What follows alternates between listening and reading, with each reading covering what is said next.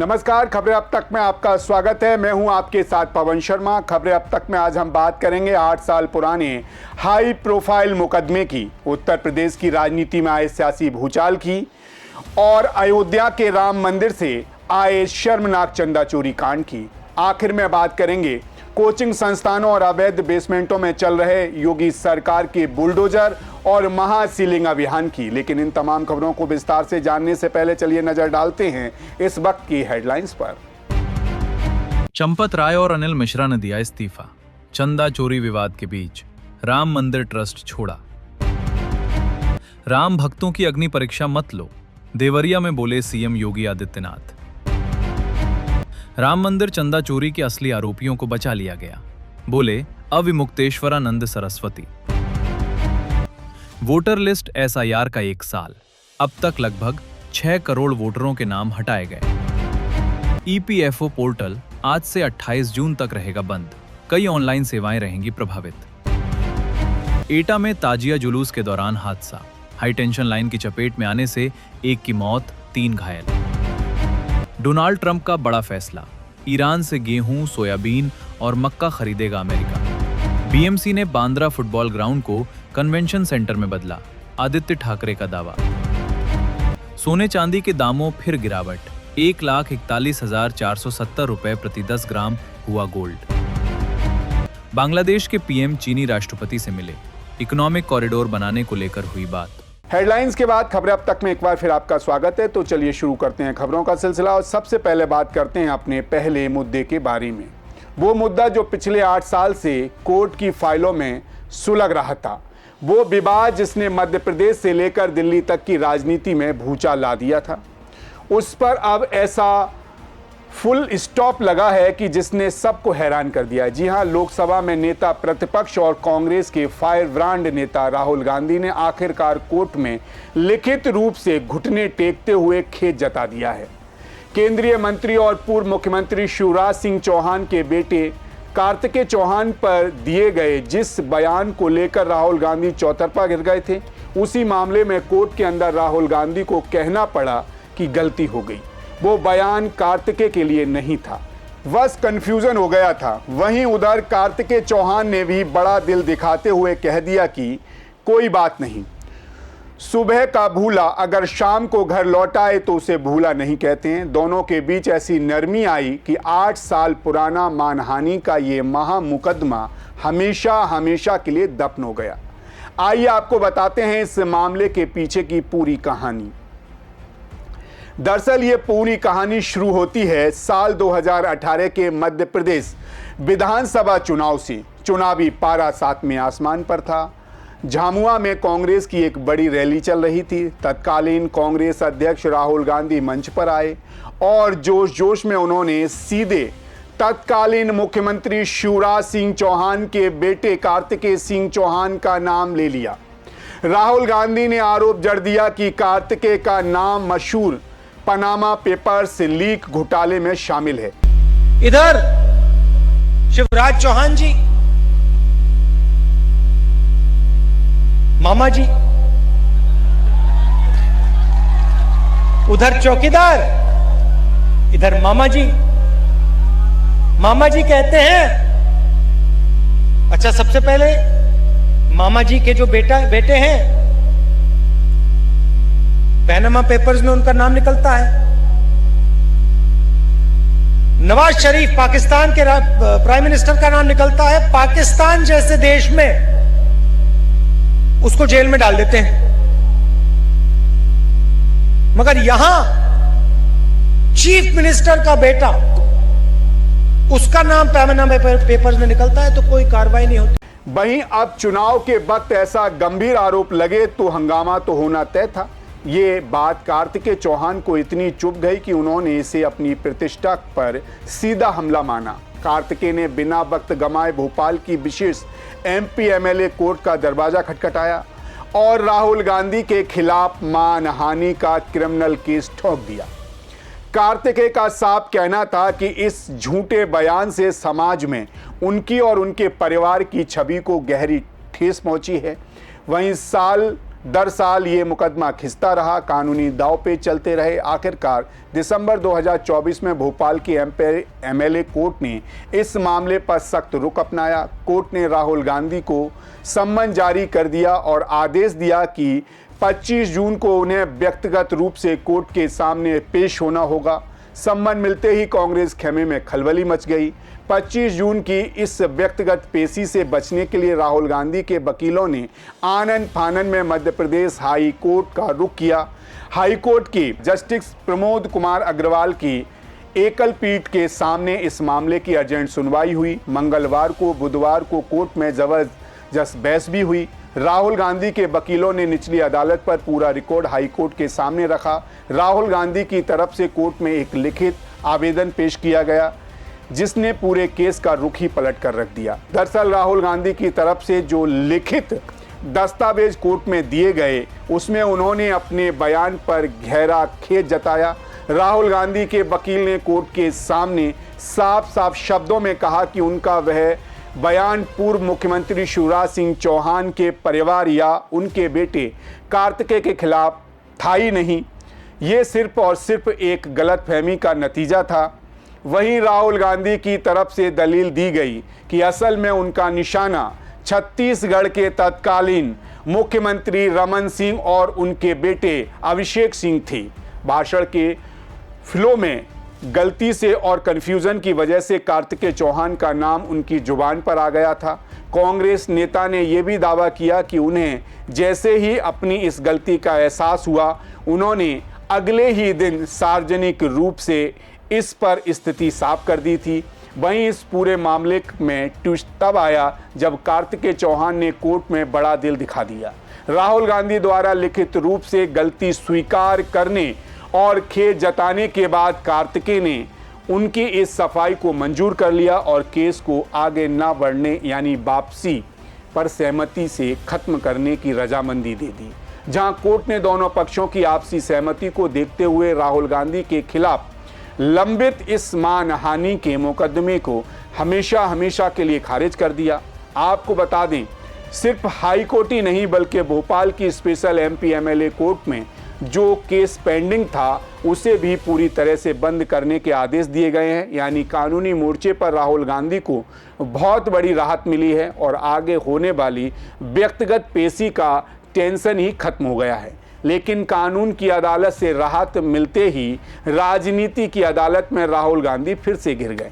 जी हां, भारतीय जनता पार्टी के IT cell chief Amit Malviya ने सोशल मीडिया प्लेटफॉर्म पर राहुल गांधी को आड़े हाथों ले लिया। मालवीय ने तंज कसते हुए लिखा, राहुल गांधी को शायद माफी मांगना अपना मिडिल नेम बना लेना चाहिए। उन्होंने कितनी बार माफी मांगी है, खेद व्यक्त किया है या अपने गैर जिम्मेदाराना बयानों को वापस लिया है, इसकी गिनती करना मुश्किल है। देखा जाए तो राजनीति का दस्तूर यही है। चुनाव के मैदान में जब नेता माइक थामते हैं तो जोश में होश ऐसे खोते हैं कि छत्तीसगढ़ के नेता का नाम मध्य प्रदेश के नेता के बेटे से बदल जाता है। लेकिन कानून की चौखट पर जब डंडा चलता है तब जाकर याद आता है कि गलती हो गई थी। बहरहाल तपते हुए सियासी माहौल में दोनों पक्षों की आपसी सहमति ने इस 8 साल पुराने विवाद की आग को तो शांत कर दिया है। राहुल गांधी को कोर्ट से क्लीन चिट भी मिल गई है, लेकिन भारतीय जनता पार्टी के हाथों में कांग्रेस को घेरने का एक और बड़ा मौका आ गया है। अब देखना यह है कि इस सियासी खेल पर आगे क्या बार पलटवार होता है।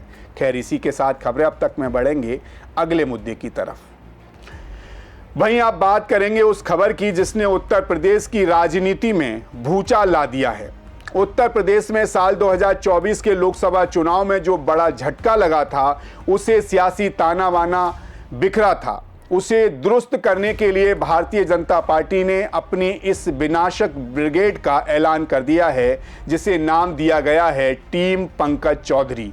जी हां, करीब 7 महीने के लंबे इंतजार, दिल्ली से लेकर लखनऊ तक की भारी माथापच्ची और राष्ट्रीय महामंत्री विनोद ताड़वे की कड़ी सोशल इंजीनियरिंग के बाद उत्तर प्रदेश भारतीय जनता पार्टी की नई टीम की लिस्ट सामने आ चुकी है। ये सिर्फ एक लिस्ट नहीं, ये अखिलेश यादव के विनिंग फॉर्मूले पीडीए यानी पिछड़ा, दलित और अल्पसंख्यक पॉलिटिक्स को पूरी तरह से ध्वस्त करने के लिए तैयार किया गया भारतीय जनता पार्टी का ब्रह्मास्त्र है। पार्टी ने साफ कर दिया है कि 2027 में लखनऊ के सिंहासन पर हैट्रिक लगाने के लिए वो किसी भी कीमत पर समझौता करने के मूड में नहीं है। इस नई टीम में 46 महारथियों को मैदान में उतारा गया है, जिसमें सवर्णों को थामने के साथ साथ ओबीसी और दलित जातियों को ऐसा तगड़ा तड़का लगाया गया है कि विरोधी खेमे में खलबली मच गई है। आइए आपको बताते हैं इस नई टीम की एक एक इनसाइड स्टोरी, वो कड़क नाम, वो चेहरे जो 2027 के दंगल में भारतीय जनता पार्टी की कमान संभालेंगे। चर्चाओं का बाजार गर्म था कि आखिर पंकज चौधरी की टीम आने में इतनी देरी क्यों हो रही है। वजह साफ थी, केंद्रीय नेतृत्व तो फूंक फूंक कर कदम रख रहा था। 2024 में जो गलतियां हुई उन्हें 2027 में दोहराया नहीं जा सकता। इसी के चलते भारतीय जनता पार्टी ने इस नई टीम के जरिए उत्तर प्रदेश के सबसे जटिल जातिगत समीकरण को साधने का महादाव चला है। दरअसल इस पूरी टीम की केमिस्ट्री ऐसी बनाई गई है कि एक तरफ जहां अपने कोर सवर्ण वोट बैंक को खुश रखते हुए उन्हें करीब 40% की हिस्सेदारी दी गई है, तो दूसरी तरफ उन दलित और ओबीसी जातियों को पलकों पर बैठाया गया है जो 2024 के चुनाव में बीजेपी से छिटक कर सपा के पाले में चली गई थी। आपको बता दें, प्रदेश अध्यक्ष पंकज चौधरी खुद ओबीसी की कुर्मी बिरादरी से आते हैं। पूर्वांचल में कुर्मी वोटों के खिसकने से पार्टी को भारी नुकसान हुआ था, इसीलिए कमान उनके हाथों में दी गई है और अब उनके साथ 19 प्रदेश उपाध्यक्ष, 8 महामंत्री, 19 मंत्री और 6 नए क्षेत्रीय मंत्रियों की फौज खड़ी कर दी गई है। वहीं इस लिस्ट में सबसे तड़कते भड़कते नाम प्रदेश उपाध्यक्षों की लिस्ट में हैं।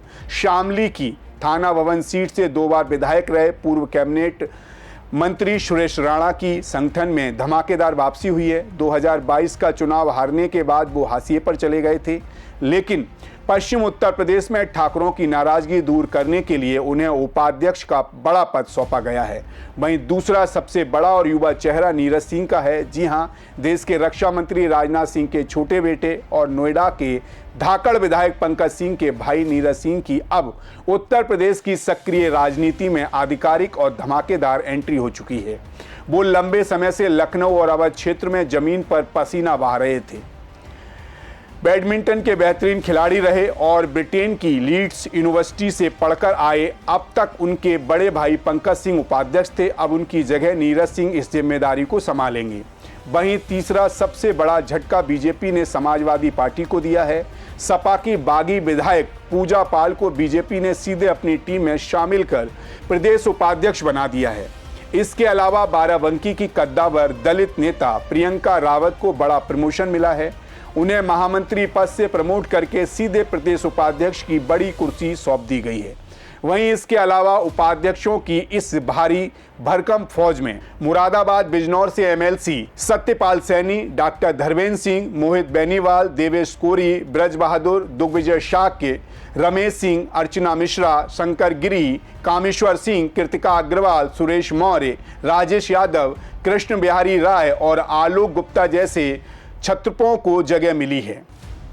इस 19 लोगों की लिस्ट में अकेले 7 ओबीसी, 2 दलित, 4 ठाकुर, 3 ब्राह्मण, 2 वैश्य और 1 भूमिहार समाज के नेता शामिल हैं।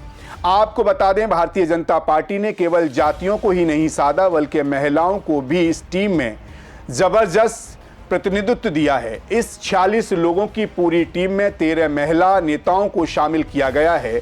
19 उपाध्यक्षों में से 4 महिलाएं हैं। कुल मिलाकर 8 महामंत्रियों में धाकड़ महिला नेता गीता शाक्य को जगह मिली है, जबकि उनके साथ राम प्रताप सिंह चौहान, अभिजात मिश्रा, उपेंद्र रावत, संजय राय, शंकर लोधी, दिलीप पटेल, तेज तर्रार विधायक राजेश चौधरी को महामंत्री का जिम्मा सौंपा गया है। संजय राय पर पार्टी ने दोबारा बड़ा भरोसा जताया है। वहीं अगर संगठन के 19 मंत्रियों की बात करें तो वहां तो 60% से ज्यादा दलित और ओबीसीओं का कब्जा है। मंत्रियों की लिस्ट में 9 ओबीसी और 3 दलित चेहरे शामिल हैं। इनमें विजय शिवहरे, बसंत त्यागी, शिवभूषण सिंह, सहजानंद राय, अंकुर शर्मा, अनिल यादव, अवधेश श्रीवास्तव, विजय राजभर, प्रेमेंद्र झागड़ा, विश्वकर्मा, किरण लोधी, निष्पाद, राकेश बिंदु, संचिता सिंह चौहान, रजनी पांडे, राहुल वाल्मीकि, महामेगा नागर, दीपमाला संतोषी, सुहासिनी जायसवाल, यतेंद्र शर्मा और आकांक्षा सोनकर के नाम शामिल हैं। दरअसल भारतीय जनता पार्टी ने अपने पूरे संगठनात्मक ढांचे को जिन 6 क्षेत्रों में बांट रखा है, वहां के सभी पुराने क्षेत्रीय अध्यक्षों का पत्ता साफ कर दिया गया है। क्षेत्रीय संतुलन को साधने के लिए जिन 6 नए चेहरों को लाया गया है, उनमें 4 ओबीसी, 2 अगड़ी जाति से हैं। पश्चिम क्षेत्र में नवाब सिंह नागर को कमान सौंपी गई है, जो गुर्जर समाज से आते हैं। पश्चिम उत्तर प्रदेश में अखिलेश यादव जिस गुर्जर वोट बैंक में सेंध लगाने के लिए अतुल प्रधान को आगे बढ़ा रहे थे, उसे काउंटर करने के लिए भारतीय जनता पार्टी का ये बहुत बड़ा दांव है। ब्रज क्षेत्र, इस डैमेज कंट्रोल करने के लिए ब्रज क्षेत्र की कमान पूरन लाल लोधी को दे दी गई है। कानपुर क्षेत्र, यहाँ की जिम्मेदारी ओबीसी के तेली समाज से आने वाले रामकिशोर साहू को मिली है। काशी क्षेत्र, यहाँ की बागडोर ओबीसी समाज के ही अशोक चौरसिया के हाथों में सौंप दी गई है। अवध क्षेत्र, अवध में ब्राह्मणों को साधने के लिए अवधेश द्विवेदी को क्षेत्रीय अध्यक्ष बनाया गया है। गोरखपुर क्षेत्र, भूमिहार वोटरों को बड़ा सियासी संदेश देने के लिए विनोद राय को कमांडर नियुक्त किया गया है। इसके अलावा भारतीय जनता पार्टी युवा मोर्चा के उपाध्यक्ष रहे रोहित मिश्रा को बड़ा इनाम मिला है। उन्हें अब युवा मोर्चा का प्रदेश अध्यक्ष बना दिया गया है, ताकि युवाओं को सीधे पार्टी से जोड़ा जा सके। वहीं पिछड़ा मोर्चा की कमान प्रकाश पाल को, किसान मोर्चा देवेंद्र सिंह को, अनुसूचित मोर्चा की अशोक रावत को, महिला मोर्चा की सरोज कुशवाहा को, अनुसूचित जनजाति मोर्चा का जिम्मा विद्याभूषण गौड़ को, भारत दीक्षित को कार्यालय मंत्री अतुल अवस्थी और लक्ष्मण सिंह को कार्यालय सह मंत्री, मुख्य प्रवक्ता के रूप में दिनेश प्रताप सिंह, मीडिया संयोजक मनीष दीक्षित, सोशल मीडिया की कमान हिमांशु राज पंडित के हाथों में होगी। कुल मिलाकर पिक्चर एकदम साफ है। 10 साल से उत्तर प्रदेश की सत्ता पर काबिज योगी सरकार के खिलाफ जो सत्ता विरोधी लहर पनप रही है, उसे तोड़ना और 2024 के लोकसभा चुनाव में जो 31 सीटों का भारी नुकसान हुआ था, उसका हिसाब 2027 के विधानसभा चुनाव में चुकता करना है। यही टीम पंकज का एकमात्र लक्ष्य है। अखिलेश यादव अपने पीडीए के रथ पर सवार होकर लखनऊ की गद्दी की तरफ बढ़ रहे हैं, तो वहीं भारतीय जनता पार्टी ने भी अपने एक नए चक्रव्यूह से विपक्षी खेमे की घेराबंदी करना शुरू कर दिया है। अब देखना यह बेहद दिलचस्प होगा कि भारतीय जनता पार्टी की ये नई सोशल इंजीनियरिंग जमीन स्तर पर कार्यकर्ताओं में कितना जोश भर पाती है, और क्या पंकज चौधरी अपनी इस नई टीम के दम पर उत्तर प्रदेश में सत्ता की हैट्रिक लगा पाते हैं या नहीं। खैर, इसी के साथ खबरें अब तक में बढ़ लेते हैं अगले मुद्दे की तरफ। आस्था के सबसे बड़े केंद्र प्रभु श्री राम के भव्य मंदिर से एक ऐसी शर्मनाक साजिश का पर्दाफाश हुआ है जिसने हर किसी को सन्न कर दिया है। जी हां, जिस राम मंदिर में देश दुनिया के कोने कोने से श्रद्धालु अपनी गाड़ी कमाई का एक एक रुपया और सोने चांदी के जेवरात श्रद्धा से चढ़ा रहे थे, उसी मंदिर के भीतर आस्था पर डकैती डाल दी जा रही थी।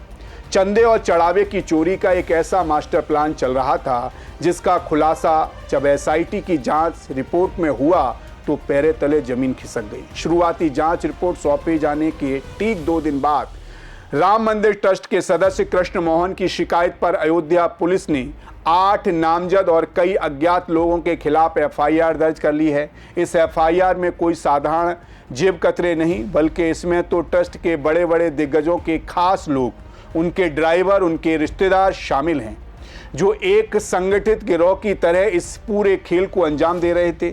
आइए आपको बताते हैं इस महापाप की पूरी इनसाइड स्टोरी, वो हिडन कैमरे का खेल, उन 8 गुनहगारों की कुंडली। दरअसल ये पूरा मामला तब खुला जब मई महीने के आखिरी हफ्ते में राम मंदिर ट्रस्ट के पदाधिकारियों ने बैंक में जमा हो रही रकम का ब्यौरा देखा। हर बार एक दान पेटी से करीब 7 से 8 लाख रुपए निकलते थे, लेकिन पिछले कुछ हफ्तों से अचानक 500 के नोटों की गड्डियां कम होने लगी। चढ़ावा लगातार बढ़ रहा था, लेकिन बैंक में रकम घट रही थी। जब शक गहराया तो अधिकारियों ने नोट गिनने वाले रूम में चुपके से कुछ हिडन कैमरे लगवा दिए, और फिर जो कैमरे में रिकॉर्ड हुआ उसने सबके होश उड़ा दिए। जब एक हफ्ते की फुटेज देखी गई तो पता चला कि ये शातिर चोर सीसीटीवी कैमरे के सामने जानबूझकर खड़े हो जाते थे ताकि उनकी हरकतें रिकॉर्ड ना हो और कैमरे की आड़ में नोटों की गड्डियों से पैसे निकालकर अपने कपड़ों में छिपा लेते थे। लेकिन वो भूल गए कि ऊपर हिडन कैमरा भी लगा है जिसने उनका सारा खेल खोल दिया। आपको बता दें, इन चोरों का दिमाग इतना शातिर था कि ये सिर्फ नोट जेब में नहीं रखते थे बल्कि उन्होंने अकाउंटिंग को धोखा देने का एक नया तरीका निकाल रखा था। हिडन कैमरे में देखा गया कि नोट गिनने वाले ये कर्मचारी हर गड्डी में कुछ एक्स्ट्रा नोट जमा कर देते थे। जब बैंक को पैसे भेजे जाते थे तो बैंक वाले हर गड्डी के एक एक नोट को गिनने के बजाय सिर्फ गड्डियों की संख्या गिनते और बाउचर फाइनल कर देते थे। लेकिन जब ये रकम मंदिर से निकलकर बैंक के लिए रवाना होती थी, उसी रास्ते के दौरान गड्डियों में लगाए गए वो एक्स्ट्रा नोट चुपके से निकाल लिए जाते थे। इस तरह कागजों पर बाउचर का मिलान भी बिल्कुल परफेक्ट रहता और बीच से लाखों रुपए गायब हो जाते थे। इतना ही नहीं, ये पापी सिर्फ कैश नहीं चुरा रहे थे बल्कि श्रद्धालुओं जो श्रद्धा से प्रभु रामलला के लिए सोने चांदी के जेवरात दान करते थे, उन्हें तो ये लोग वही खाते में लिखने से पहले ही गायब कर देते थे। यानी लिखा पढ़ी बाद में होती थी, चोरी पहले हो जाती थी। वही इस पूरे खेल में सबसे हैरान करने वाली बात यह है कि ये सभी आरोपी किसी न किसी बड़े पदाधिकारी की सिफारिश या रिश्तेदारी के दम पर मंदिर के अंदर घुसे थे। आइए आपको बताते हैं इन 8 नामजद आरोपियों का क्या काम था। आरोपी नंबर 1, रमाशंकर यादव उप टिन्नू यादव, चंपत राय का ड्राइवर। आपको बता दें, इस पर पूरे कांड का सबसे बड़ा मुख्य किरदार माना जा रहा है। ये ट्रस्ट के महासचिव चंपत राय का बेहद करीबी पूर्व ड्राइवर है। व्यवस्थापक होने के नाते मंदिर में इसकी तूती बोलती थी, बिना रोके टोके कहीं भी आ जा सकता था। यहाँ तक कि उसकी बुलेट गाड़ी सीधे मंदिर के अंदर जाकर खड़ी होती थी। कैश रूम की चाबी इसी के पास रहती थी। आरोपी नंबर 2, सुभाष चंद्र श्रीवास्तव, गणना प्रभारी। ये एसबीआई से रिटायर्ड कर्मचारी हैं। इनसे नोटों की गिनती का इंचार्ज बनाया गया था। स्टाफ पर नज़र रखने और किसकी ड्यूटी कहां लगेगी ये तय करना इसी का काम था। आरोप है कि इसी ने इस चोरी के खेल में बाकी लोगों को शामिल किया। आरोपी नंबर 3, अनुकल्प मिश्रा। ये ट्रस्ट के एक अन्य बड़े पदाधिकारी अनिल मिश्रा का रिश्तेदार बताया जा रहा है। ये चढ़ावे के बाउचर बनाने और नोट गिनने के काम में पिछले 2 साल से लगा था। बाउचर में हेराफेरी करने का मुख्य जिम्मा इसी का था। आरोपी नंबर 4, लवकुश मिश्रा। ये अनुकल्प मिश्रा का साला है और ये भी अनिल मिश्रा का रिश्तेदार बताया जा रहा है। ये भी नोट गिनने की टीम में शामिल था। जब पुलिस ने इसके घर पर रेड मारी तो इसके घर से करीब 10 लाख रुपए की चोरी की नकदी बरामद हुई। आरोपी नंबर 5, मनीष यादव। ये मुख्य आरोपी टिन्नू यादव का सगा भतीजा है। टिन्नू ने ही सिफारिश करके इसे नोट गिनने के काम में लगवाया था, जिसके जिम्मे दान पास से निकली नोट निकलना और उसे अलग करने का काम था, जिसकी आड़ में ये असली नोट गायब करता था। उसके पास से भी चोरी की रकम बरामद हुई है। आरोपी नंबर 6, अविनाश शुक्ला। इसका काम दान पात्रों से पैसे निकालना और उन्हें गणना कक्ष तक पहुंचाना था। जब ट्रस्ट ने इसके बैंक खातों की जांच की तो पता चला कि चढ़ावा चोरी का एक बड़ा हिस्सा अविनाश सीधे अपने पर्सनल बैंक खाते में जमा कर रहा था। उसके खाते से 5 लाख रुपए बरामद किए गए हैं। आरोपी नंबर 7, करुणेश पांडे। इसका काम भी चढ़ावे को कलेक्ट करना और उसे काउंटिंग रूम तक पहुंचाना था। करुणेश पर आरोप है कि इसने इस दानपात्र की राशि को चुरा कर बाहर बड़ी संपत्तियां अर्जित कर ली हैं। आरोपी नंबर 8, रमाशंकर मिश्र। ये भी नोट गिनने की टीम का हिस्सा था और अनुकल्प व लवकुश के साथ मिलकर इसी पूरी आपराधिक साजिश में कंधे से कंधा मिलाकर काम कर रहा था। आपको बता दें, ये पूरा मामला सबसे पहले 6 जून को सामने आया था। जब बात बढ़ी तो सरकार ने 13 जून को इसकी जांच के लिए एसआईटी गठित की। एसआईटी ने 23 जून को अपनी शुरुआती रिपोर्ट सरकार को सौंप दी थी, जिसमें तुरंत एफआईआर की सिफारिश की गई थी। लेकिन जब 2 दिन तक एफआईआर दर्ज नहीं हुई तो विपक्ष और जनता में सरकार की मंशा पर सवाल उठने लगे। विश्व हिंदू परिषद के अंतर्राष्ट्रीय अध्यक्ष आलोक कुमार ने भी तुरंत केस दर्ज करने की हुकार भरी, जिसके बाद आखिरकार गुरुवार 25 जून की शाम को अयोध्या राम जन्मभूमि थाने में इन सभी के खिलाफ मुकदमा दर्ज कर लिया गया। वहीं पुलिस ने टिन्नू यादव समेत 7 आरोपियों को हिरासत में ले लिया है। उनसे बंद कमरे में कड़ी पूछताछ की जा रही है। ड्यूटी खत्म होने के बाद इन कर्मचारियों की तलाशी न लेना सबसे बड़ी लापरवाही थी, जिसका फायदा उठाकर उन्होंने करोड़ों का गबन कर डाला। तो देखा आपने, इसे कहते हैं चिराग तले अंधेरा। जिस राम मंदिर के निर्माण के लिए देश के गरीब से लेकर अमीर तक ने अपनी आस्था की पूंजी सौंप दी, वहां सुरक्षा और व्यवस्था के नाम पर बैठे ये आस्तीन के सांप प्रभु के चढ़ावे पर ही हाथ साफ कर रहे थे। लेकिन कहते हैं ना, भगवान के घर देर है अंधेर नहीं। हिडन कैमरे की तीसरी आंख ने इन सफेदपोश चोरों का नकाब उतारी फेंका। पुलिस की गिरफ्त में आए ये 7 आरोपी अब एक एक राज उगल रहे हैं। एसआईटी और पुलिस का साफ कहना है कि इस साजिश के तार अभी और बड़े लोगों से जुड़े हो सकते हैं और आने वाले दिनों में कई और चौंकाने वाले नाम भी सामने आ सकते हैं। फिलहाल रामलला के दरबार में डाका डालने वाले इन गुनहगारों को क्या सजा मिलती है, इस पर पूरे देश की नजरें टिकी रहेंगी। खैर, जाते जाते आपको आज के एक और अहम मुद्दे से रूबरू करा देते हैं। लखनऊ के अलीगंज में हुए इस खौफनाक और दिल दहला देने वाले अग्निकांड को कोई भुला नहीं। मासूम जिंदगियों और बेगुनाह छात्रों की सुरक्षा से खिलवाड़ करने वाले मौत के सौदागरों के खिलाफ अब योगी सरकार का एक्शन अवतार शुरू हो चुका है। जी हां, इस वक्त की सबसे बड़ी खबर उत्तर प्रदेश के कोने कोने से आ रही है, जहां बिना सुरक्षा मानकों के धड़ल्ले से चल रहे कोचिंग संस्थानों, अवैध लाइब्रेरियों और कॉमर्शियल कॉम्प्लेक्सों को जमींदोज और सील करने का महाअभियान छिड़ गया है। उत्तर प्रदेश सरकार के सख्त आदेश के बाद विकास प्राधिकरणों और फायर ब्रिगेड की टीमों ने पूरे सूबे में हड़कंप मचा रखा है। पिछले 3 दिनों के भीतर प्रदेश भर में 485 से अधिक भवनों को सील कर दिया जा चुका है और 2000 से ज़्यादा प्रतिष्ठानों को अल्टीमेटम यानी नोटिस थमा दिया गया है। वहीं सबसे बड़ी कार्रवाई अब बाबा विश्वनाथ की नगरी, शिक्षा के बड़े हब वाराणसी को देखने को मिली, यानी वाराणसी में देखने को मिली। वाराणसी विकास प्राधिकरण ने ऐसा हंटर चलाया कि मानकहीन कोचिंग संचालकों के पसीने छूट गए। आपको बता दें, वाराणसी जो आज के समय में मेडिकल, जीई और सरकारी नौकरियों की तैयारी करने वाले छात्रों का गढ़ बन चुका है, वहां बीडीए ने 15 दिनों के भीतर अभियान के तहत ताबड़तोड़ एक्शन शुरू कर दिया है। बीते 2 दिन से 3 दिनों में वाराणसी में 35 से अधिक कोचिंग संस्थानों, लाइब्रेरियों और भवनों को सील किया जा चुका है। बीडीए के इस खौफनाक असर ऐसा है कि जो संस्थान नियमों की धज्जियां उड़ाकर बेसमेंट में चल रहे थे, वे अधिकारियों के पहुंचने से पहले ही खुद अपने सेंटर्स पर ताला लटकाकर फरार हो गए हैं। दरअसल बात सिर्फ वाराणसी की नहीं, राजधानी लखनऊ में भी एलडीए ने तीसरे दिन 55 से ज़्यादा इमारतों को सील किया।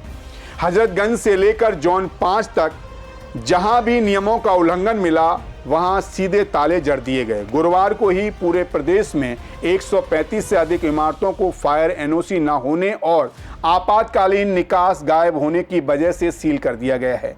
आपको बता दें, इस महा कार्रवाई की जद में सिर्फ लखनऊ बनारस ही नहीं, बल्कि मेरठ मंडल में 46 प्रतिष्ठान सील हुए हैं, तो सहारनपुर में 23 लाइब्रेरियों और अस्पतालों को नोटिस थमाया गया है। कानपुर में 19 कोचिंग सेंटर, होटल और रेस्टोरेंट सील कर दिए गए हैं, जबकि बरेली और मुरादाबाद में भी अवैध निर्माणों पर कड़ा प्रहार हुआ है।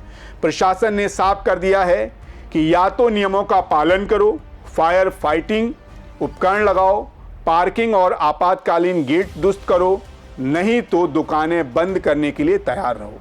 ऐसे में साफ तौर पर समझा जा सकता है कि अब लापरवाही और घूसखोरी के दम पर छात्रों की जिंदगी को दांव पर लगाने का खेल उत्तर प्रदेश में नहीं चलने वाला।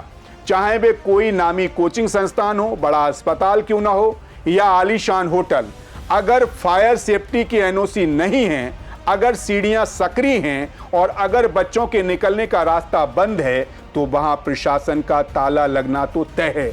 अधिकारियों ने साफ चेतावनी दे दी है कि ये 15 दिनों का अभियान तो बस शुरुआत है। ये बुलडोजर और सीलिंग की कार्रवाई तब तक जारी रहेगी जब तक एक एक कॉमर्शियल बिल्डिंग पूरी तरह से सुरक्षित नहीं हो जाती। आज आपने देखा कि चाहे राजनीति का दंगल हो, कोर्ट की चौखट हो, भगवान का दरबार हो या फिर छात्रों की सुरक्षा से जुड़ा कोई मुद्दा, देश और प्रदेश की हर बड़ी हलचल पर हमारी नजर बनी हुई है। फिलहाल खबरें अब तक में आज के लिए बस इतना ही। कल फिर आपसे मुलाकात होगी कोई बड़ी खबर और उसके पीछे छिपे बड़े सच के साथ। तब तक आप बने रहिए सी न्यूज़ भारत के साथ। हर खबर आपके साथ, आपके हाथ। नमस्कार।